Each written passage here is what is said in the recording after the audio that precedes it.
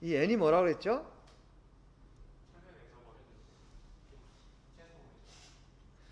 그러니까 여기서 지금 이쪽 그림이 설사 이 도면이 없다 하더라도 요게 붙으면 이거는 외경이구나. 이렇게 감을 잡을 수 있어야 되겠죠? 여기도 마찬가지로 x가 붙으면 여기는 내경이로구나. 요거 좀 내경이라는 거죠. 이렇게 이제 감을 잡을 수 있어야 되고요. 지금 여기 이거 뭐야 이거? 이거 TED. 이게 있다는 얘기는 뭘 하겠다는 얘기다? 위치도. 위치도를 잰다는 얘기고. 자, 그럼 내가 여러분들한테 그냥 기습 퀴즈를 하나 내볼게. 자, 여기서 데이터 우선순위가 C, A, B 이렇게 돼 있잖아요.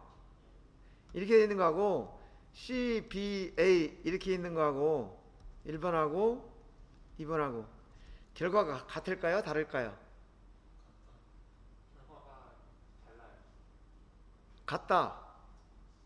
다르다. 자, 같다라고 대답한 사람. 왜 같다? 이미 C에서 자연수 구속이 다 돼가지고 C에서 그 Z축 방향 빼고 어, 전부 구속이 돼가지고 어, A를 기준으로 잡나 B를 기준으로 잡나 똑같다고 생각해서 지금 어차피 C에서 근데 참고로 어차피 C는 아니겠죠. C는 C고 A는 A고 B는 B란 말이에요. 근데 지금 C에서 잡았기 때문에 A와 B는 어디를 잡아도 마찬가지다라는 것은 조금 더 추가 설명이 필요할 것 같은데요. 저거 1번하고 2번 좌표계를 그려보면은 어. 똑같이 좌표계가 똑같다는 걸 알 수 있거든요. 그러니까 어차피 1번으로 해도 좌표계가 여기가 되고, 아니면 원 쪽으로 응? 지금 여기 데이터면 AB가 있잖아요. C는 이 면이고, 이 면. 그러니까 여기를 지금 여러분들 공간 정리를 한 거야. 그리고 지금 1번 같은 경우는 A니까 여기를 평면 회전을 하고 여기를 원점 지정을 했다는 얘기고, 2번 같은 경우는 얘는 여기를 평면 회전을 하고 여기를 원점 지정을 했다는 뜻이거든요. 그럼 이거는 다시 물어볼게. 제가 그 C 데이텀이 어. 원을 규제하는 줄 알고 C 데이텀이 그런 것 같습니다. 죄송합니다. 오케이. 자, 그러면 다르다는 거는 왜 다른지는 설명해봐. 저거를 실제로 학교에서 보면은 이렇게 굴곡져 있는 형상이 나올 텐데 그 A하고 B 순서에 따라서 각도가 일시적으로 바뀌어요. 그렇지. 지금 이게 뭐가 문제냐면 좌표계는 수학적으로 항상 이상적인 직각이에요. 네. 그죠? 그러다 보니까 지금 만약에가 아니고 실제로 모든 가공된 제품은 다 오차가 있죠. 그래서 얘가 직각이 아니게 이렇게 가공이 되어 있다고 가정을 해보는 거예요. 이 제품 직각이 이렇게 아니다라고 한다면 만약에 A를 우선순위로 한다. 그러면 누르메저로 치면 여기가 A죠. 여기를 이렇게 측정을 해서 여기를 평면회전을 이렇게 할 거라고. 그죠? 그러면은 이 평면회전한 이 축에 이런 직각이 무수히 많은 좌표계가 이제 생기는 거야. 무수히 많은 좌표계가. 그러다가 만약에 여러분들이 여기 한 점을 딱 찍어가지고 원점 지정을 했다. 그러면 얘가 이 먼저 평면에 지난 이 축의 직각이면서 요 점을 지나는 이런 좌표계가 생기는 거죠. 그죠? 이런 좌표가 생기면 이게 x, 이게 y 이렇게 되는 거예요. 그러면 여기에 있는 요 원의 중심, 요 원의 중심이 여기서부터 x가 계산이 되는 거야. 여기서부터 요게 x가 계산이 되고 여기서부터 요게 y가 계산이 되는 거죠. 근데 만약에 2번처럼 데이터 우선순위를 뒀다. 그러면 지금 여기 두 점을 측정해서 이렇게 평면 회전을 하겠죠. 그죠? 그러면 이 평면에 수직인 수많은 또 이게 수학적인 이 좌표가 생기다가 어느 한 점을 이 A면에다가 측정을 해서 원점 지정을 했다. 그러면 아까 그 축의 수직이면서 이 점을 지나는 요런 좌표계가 생길 거라는 거죠. 그죠? 이게 y가 되고 이게 x가 돼. 그러면 요 원의 좌표는 어떻게 되느냐? x는 좌표계 평이 이렇게 계산이 되겠죠. 이렇게. 그죠? y는 이렇게 계산이 되고. 그러니까 아까보다, 그죠? 아까 이게 x였어. 이게 1번일 때 x였단 말이에요. 근데 2번으로 하니까 x가 푹 줄어들죠. y는 늘어나고. 그죠? 이런 이유 때문에 데이터 우선순위가 중요하다. 근데 우리가 눈으로 볼 때는 다 똑같은 것 같아. 근데 확대를 해보면 다 직각도 평면들을 다 가지고 있다라는 거죠. 그래서 아까 그 C로 착각했다 그랬잖아요. 이것이 C가 설사 원점이라 하더라도 이거는 적용이 되는 거예요. 그래서 이런 것들을 항상 머릿속에 좀 기억을 해야 된다라는 거. 아까 내가 무슨 퀴즈라고 그랬죠?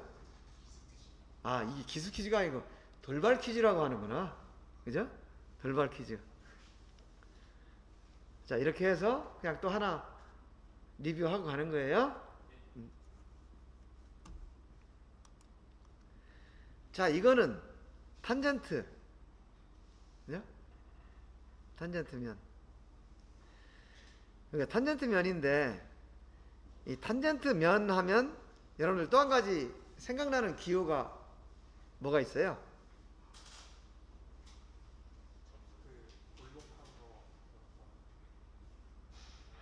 그렇지. 근데 공부를 엄청 열심히 했나 보네. 이 탄젠트하고 관련되는 기호가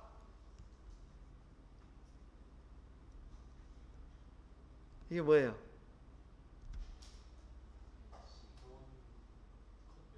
컨벡스. 그렇죠. 그러니까 볼록하면 안 된다. 그러냐. 이게 생각을 해보세요. 지금 여기에 뭔가 상대 부품이 접촉한다는 거잖아. 접촉을 하려면 예를 들어서 이렇게 있으면 여기에 이게 접촉을 딱 해서 이 전면이 형성이 되는 거예요. 여기에. 그죠? 근데 얘가 만약 이 면이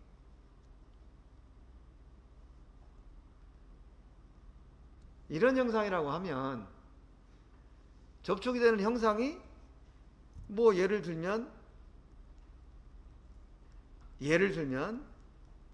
이렇게 접촉이 될 수도 있고 이렇게 접촉이 될 수도 있겠죠.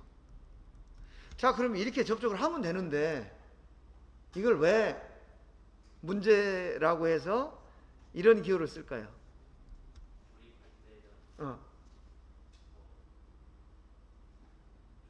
때 각이 정면에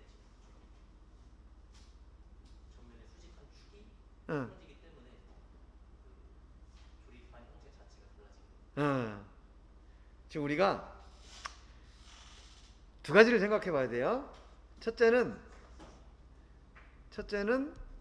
단순하게 기하학적 형상. 그거는 이렇게 접촉을 하면 이면의 축이 이게 되고 이렇게 접촉하면 이면의 축이 이렇게 되죠.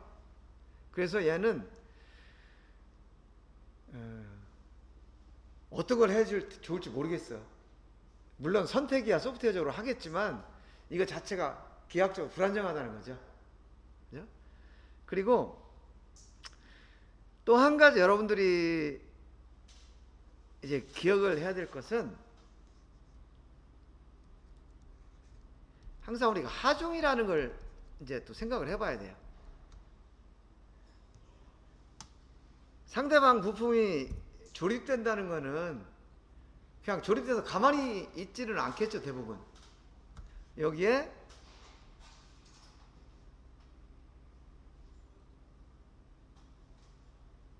이런 부품이 조립된다 그러면은 여기에서 뭔가 볼트로 조립을 할 거다 이게 얘를. 그죠? 조립을 하면 어떻게 돼?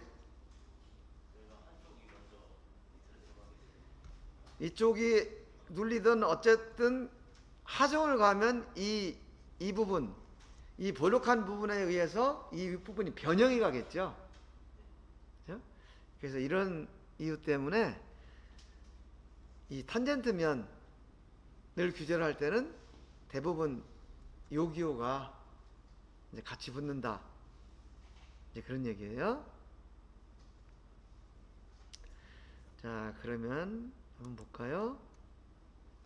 요거 우리 그 처음에 학기 초에 한번 얘기했던 거죠. 자, 20에 플러스 마이너스 뭐 0.1 이렇게 도면의 규제가 됐어. 도면의 규제가 됐는데 그럼 어디를 지름이라고 할 거냐? 어디를? 예를 들면 D1, D2, D3가 있는데 어느 부분을 치수라고 할 거냐?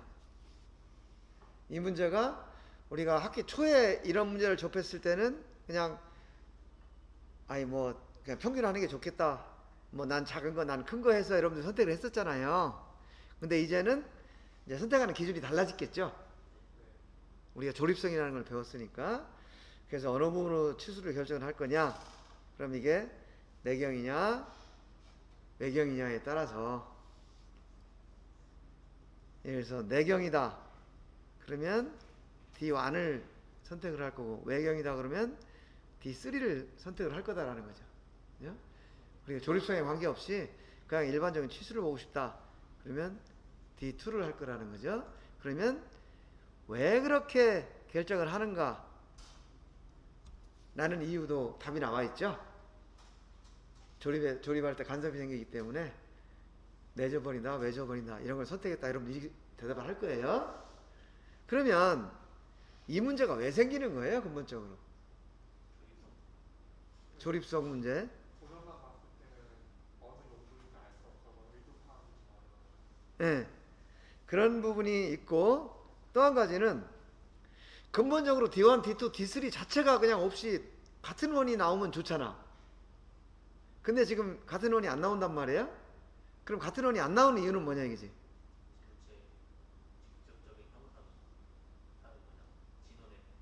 그렇지. 이거는 진원도 때문에 이런 문제가 발생한다. 그죠? 형상편차. 우리가 뭐 진원도, 진직도, 평면도, 원통도 이런 거 얘기하잖아요. 그런 것 때문에 이 문제가 발생하는 거예요. 근본적으로. 그래서 가공할 때는 이 형상편차가 중요하다. 가장 먼저 보는 게 형상편차예요. 진원도가 0이면 그냥 원 하나밖에 없겠죠. 그리고 진원도가 작을수록 D1, D2, D3의 차이가 작아. 그래서 아주 진원도가 작으면은 거의 의미가 없어져 이게. 근데 이제 진원도가 뭐 100분의 1 막 100분의 1 이렇게 되면은 그에 따라 이 차이도 커진다는 거예요. 그래서 이런 문제가 생기는데 이거는 근본적으로 진원도 때문에 발생한 거다 라는 거 여러분이 알 수 있겠죠. 지금 요거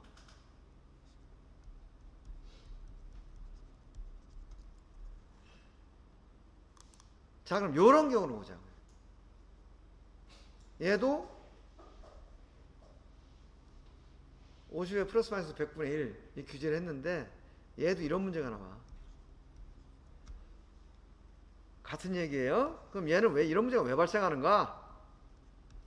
평면도 때문에 그렇죠. 평면도가 안 좋아서. 그러면 진원도하고 평면도 좋으면 해결이 될 거냐? 근데 이런 문제라는 거죠.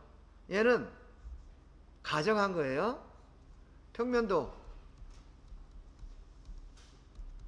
완벽해. 제로야, 제로. 평면도가 제로라 하더라도 이 W1, WT, W3를 선택해야 되는 문제는 여전히 나오더라는 거죠. 뭐 때문에? 여기서는 평행도 때문에. 그죠? 이 두 면에 평행도가 지금 평행도가 만약에 완벽했으면은 뭐 하나밖에 안 나오겠죠. 이 치수가. 평행도가 완벽하지 않다 보니까 이게 평행도는 뭐예요? 무슨 편차예요? 얘는 자세. 아까 형상 편차라고 했는데 이번엔 자세 편차도 여기 같이 포함이 되는 거예요. 그래서 실제로는 형상 편차와 이 평행도라는 자세 편차 이 두 가지가 합쳐져 가지고 치수의 변화를 가져온다. 이런 개념이고요. 그래서 우리가 뭐 치수를 잘 맞춘다. 예를 들면 50에 플러스 마이너스 0.001이다. 이러면은 그냥 치수만 이렇게 생각하면 50에 플러스 마이너스 1000분의 1 또는 50에 플러스 마이너스 0.01 이렇게 보면은 치수만 맞추면 되지 뭐 이렇게 생각하는데 사실은 이 치수를 맞추기 위해서 표면 거칠기부터 일단 가공이 잘 돼야 되고 그 다음에 형상 편차 형상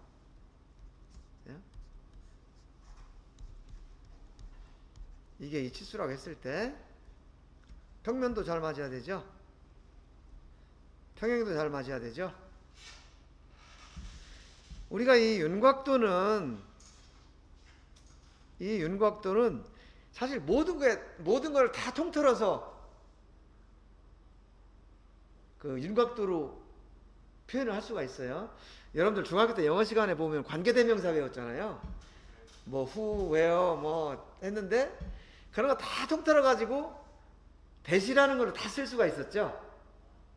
그죠? 그 여기서 마찬가지로 이 윤곽도가 그런 용도로 쓰일 수가 있어요. 그래서 나중에 가면은 윤곽도 하나만 남을지도 몰라.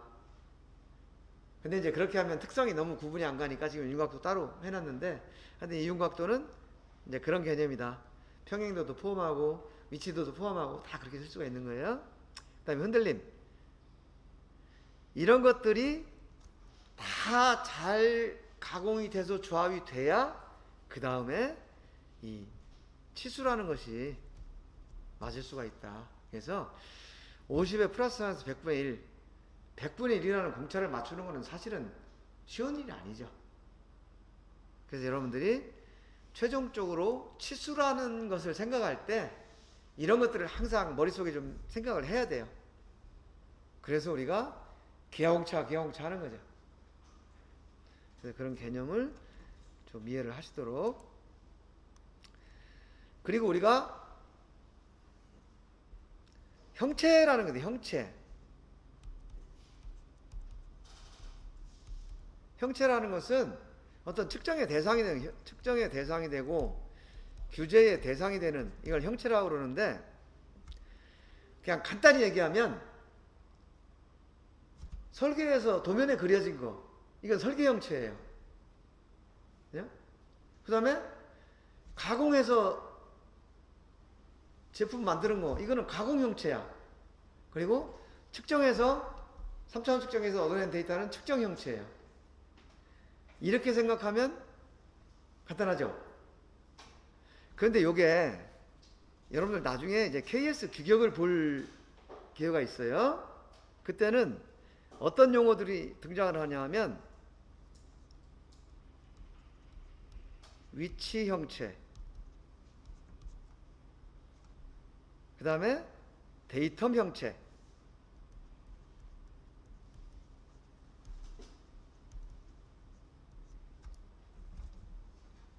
그 다음에 조합 형체, 이런 용어로 표현을 했어요.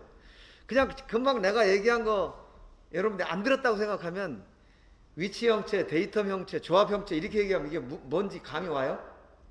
전혀 안 오죠? 이것이 KSB ISO 5459인가? 잘 기억이 안 나네. 안 맞을 거예요. 여기에 이렇게 설명이 돼 있어요.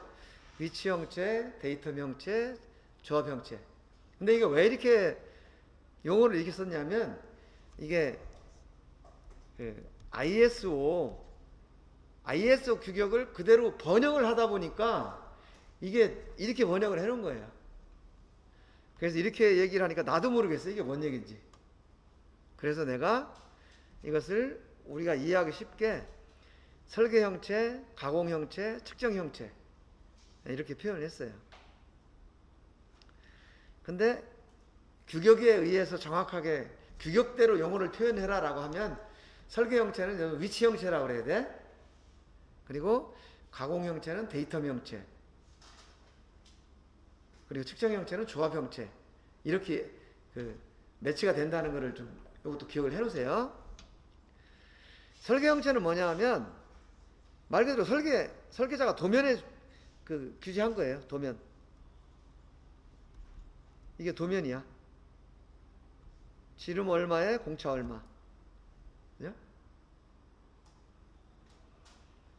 그리고 가공 형체는 뭐냐면 실제 가공한 거야. 근데 가공한 거는 다 모양 편차를 가지고 있죠. 형상 편차. 그래서 얘는 실제로는 도면에서는 원통을 가공하라고 했는데 얘는 가공한 거는 가공자는 원통이라고 가공을 했는데 수학적으로 보면 얘는 3차원 곡면이 되는 거죠. 왜냐하면 원통이어야 하려면은 형상이 완벽해야 되잖아요. 근데 완벽하지 않아. 얘는 3차원 곡면이야. 그래서 설계에서는 원통을 설계를 했는데 가공은 3차원 곡면이 됐더라. 그러면은 3차원 곡면하고 원통하고 비교를 못 하잖아. 합격 불합격 못 하잖아요. 그래서 설계 형체에서는 이게 설계 형체예요. 설계 형체는 이 3차원 곡면을 프로브로 쭉 프로빙을 해가지고 계산을 해서 이 측정 형체를 만드는 거예요. 만드는데 뭘 기준으로 만드냐면 얘는 무조건 도면하고 똑같은 형체로 계산을 해요. 원통. 예. 왜냐하면 얘가 원통이어야 지금 이게 3차원 곡면이지만 수학적으로는 3차원 곡면이지만 얘는 원통이어야만 이 제품의 기능을 발휘할 수 있는 거죠. 왜냐? 설계에서 원통으로 가공하라고 했으니까.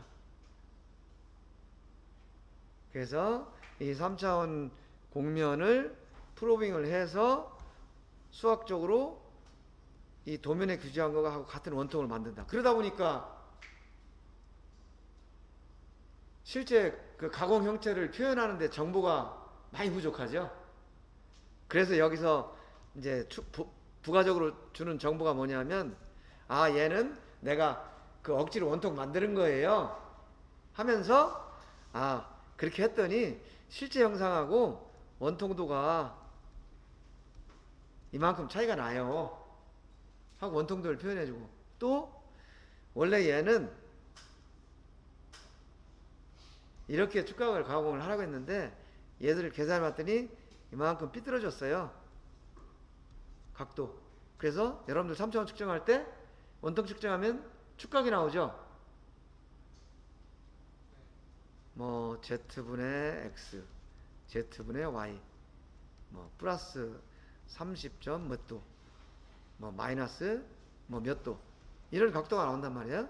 그래서 이런 것들을 추가적으로 정보를 주는 거예요. 자, 이렇게 보면 3차원 측정기로 측정한 데이터 믿고 조립했다가는 조립이 당연히 되겠어요? 당연히 안 되겠어요? 당연히 안 되는 거예요. 당연히 안 되다 보니까 어떤 문제가 생겨? 아니 뭐 3차원 측정기 그 비싼 뭐 몇 억씩 주고 산 걸로 측정했다 그래가지고 그거 믿고 그냥 조립하려고 그랬더니 조립이 다 안 돼. 이런 문제가 발생하는 거죠. 그래서 3차원 측정 소프트웨어의 최종 목적은 뭐냐 하면 실제로 조립이 될 수 있도록 가정해서 계산하는 게 최종 목표예요. 그냥 핀게이지를 꽂았을 때 딱 핀게이지를 꽂으면은 조립이 되고 안 되고 딱 나오잖아요. 그런 식으로 판단을 할 수 있도록 만드는 게 이제 3차원 측정기에서 가야 할 길이라는 거죠.